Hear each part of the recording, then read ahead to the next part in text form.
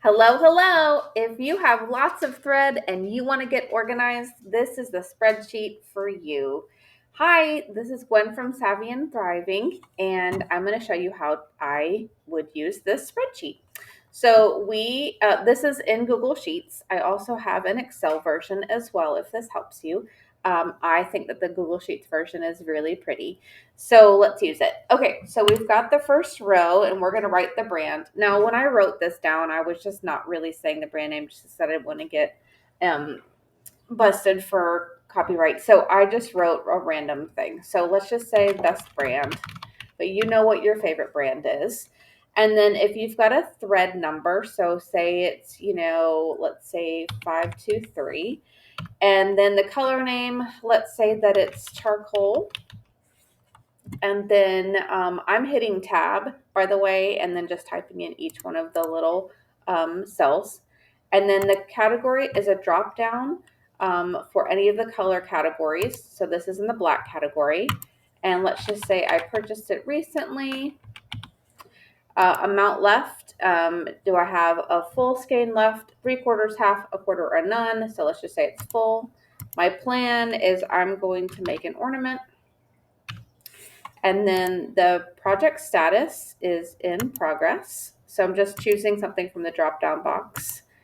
And then if I did say it was complete, this number will change. So watch that. Yay, project complete. Store, so whatever store you got it from, if you got it from a website, or if you bought it in-house, you can write down the store name so you can remember the number of skeins you bought. So say you bought 6. Location, so say this is in, cabinet 1. And then the start date, say that you started it on the 3rd and then you finished it on the 28th. And if there's a pattern that you want to put a link to for this particular thing, you can. So say you got it at, let's just say website.com, and then notes, love this color.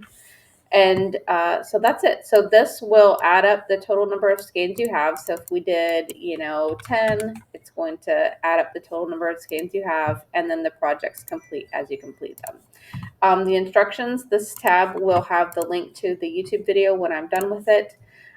If you happen to be using this in Excel, the one difference is the categories and all of this color in the drop-down box won't be visible. It's not that pretty.